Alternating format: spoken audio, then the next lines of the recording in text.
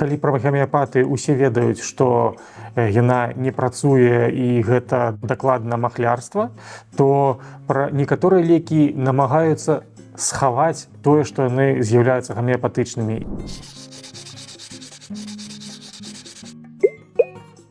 Добрый день, меня зовут Владимир Пекирэне, я врач-психиатр, і сёння я распавяду вам пра лекі, якія людзі прыймаюць для лячэння вострых рэспіраторных вірусных інфекцый, якія з іх працуюць, якія дакладна не. І пачнем з такога вельмі папулярнага сродка ў лячэнні РВІ – гэта вітамін С.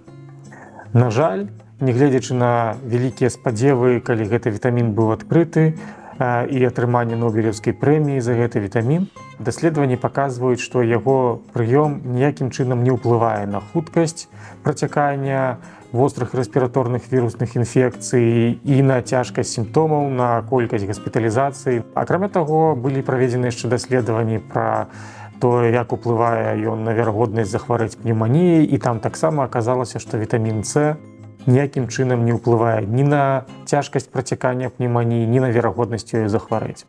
Таму вітамін С гэта можа быць смачна, гэта можа быць такая цукерачка, але спадзявацца на эфект гэтага вітаміну пры прафілактыцы ці лячэнні вірусных захворванняў няма сэнсу. У сферы лячэння вірусных інфекцый рэспіраторных вельмі папулярныя лекі, якія можна адносіць да гамеапатычных. Калі пра гамеапатыю усе ведаюць, што яна не працуе і гэта дакладна махлярства, то пра некаторыя лекі намагаюцца схаваць тое, што яны з'яўляюцца гамеапатычнымі. І адным з такіх лекаў з'яўляецца анаферон, дзе на самой справе няма ніводнай дзеючай малекулы. Гэта заменена такім эўфемізмам, як актыўныя адзінкі, і быццам бы ёсць, і быццам бы гэта можа дзейнічаць. Але на самой справе, як любая гамеапатыя, безумоўна, гэты лек не дзейнічае. Яшчэ адной групай лекаў, якія намагаюцца ўжываць пры прастудах, з'яўляюцца інтэрфероны, якія ўжываюць у выглядзе капляў у нос, для дзяцей яшчэ карыстаюцца, напрыклад, рэктальнымі свечкамі, але на самой справе інтэрферон, з'яўляючыся белкамі, трапляючы ў арганізм, безумоўна, ніякім чынам не могуць патрапіць ўнутр арганізму, яны распадаюцца на амінакіслоты, як і ўсе іншыя белкі, і таму ніякага эфекту няма. У выпадках, калі на самой справе дапамагае інтэрферон, гэта калі у сітуацыях цяжкіх вірусных інфекцый, калі інтэрферон ужываецца ўнутрывенна. І гэта ўжо дакладна не хатняе ўжыванне, гэта стан калярэанімацыйны ці рэанімацыйны. Вельмі папулярным на прасторах СНД лекам і актыўна рэкламуемым з'яўляецца кагацэл.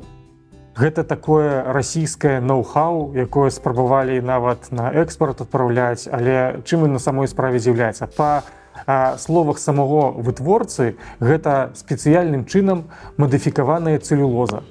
То бок, гэта кавалачак ваты, які паклалі ў капсулу, і чамусьці палічылі, што гэта павінна нейкім чынам павялічыць імунітэт і лячэнне вірусных хваробаў. На самой справе, безумоўна, ніякіх нармальных даследаванняў пра эфектыўнасць гэтага леку няма, і, адпаведна, ён ні на што не ўдзейнічае. Яшчэ вельмі папулярным лекам для лячэння прастуды з'яўляецца сінупрэд.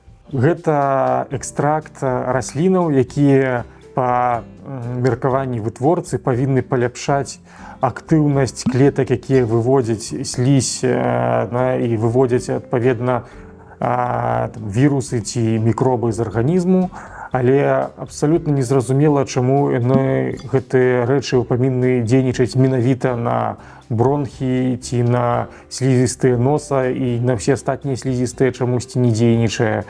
І нармальных даследаванняў гэтым лекам няма ніякіх пацверджэнняў того, што это эфектыўна, і, адпаведна, нідзе ў міжнародных рэкамендацыях гэты сродак не фігуруе.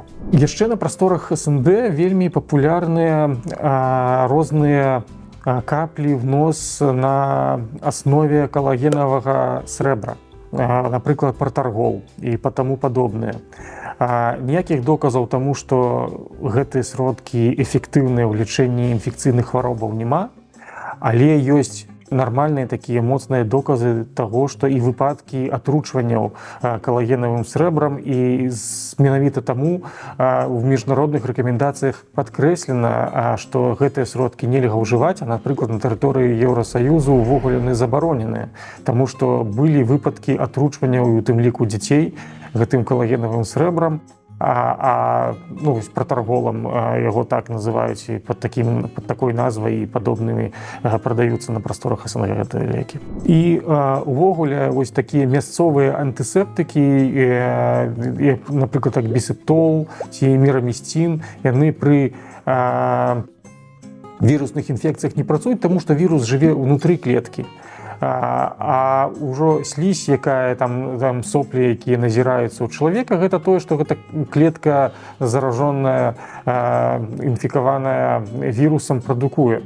І, адпаведна, знешні ўплыў на гэтыя клеткі антысептыкам ніякім чынам не ўплывае. А калі гэта ўжо бактэрыяльная хвароба, то даследаванні паказваюць, што трэба стварыць пэўную канцэнтрацыю антыбіётыкі ў крыві, менавіта ў крыві, для таго, каб паўплываць на цячэнне хваробы. І зноў жа таму вось такое мясцовае прымяненне спрэяў антысептычных ніякім чынам не ўплывае на цяжкасць і працягласць хваробы. А што працуе? Працуе час. У большасці выпадкаў сезонныя вірусныя захворванні прастудныя праходзяць самі. Гэта, прыклад, звычайна 5-7 дзён. Калі высокая тэмпература і яна цяжка пераносіцца, можна прымаць нестэроідныя супрацьзапальныя сродкі, такія як ібуправен, напрыклад, ці можна ўжываць парацетамол, прымаць дастатковую колькасць вадкасці. І гэтага у 99,9% выпадкаў дастаткова. Калі гэтага недастаткова, то там ужо трэба падключаць спецыяльныя сродкі, і гэта звычайна ўжо госпіталізацыя. З вами быў Владимир Пекірэня, врач-псіхіятр. І сёння мы гаварылі пра сродкі для лячэння прастуды і вірусных інфекцый.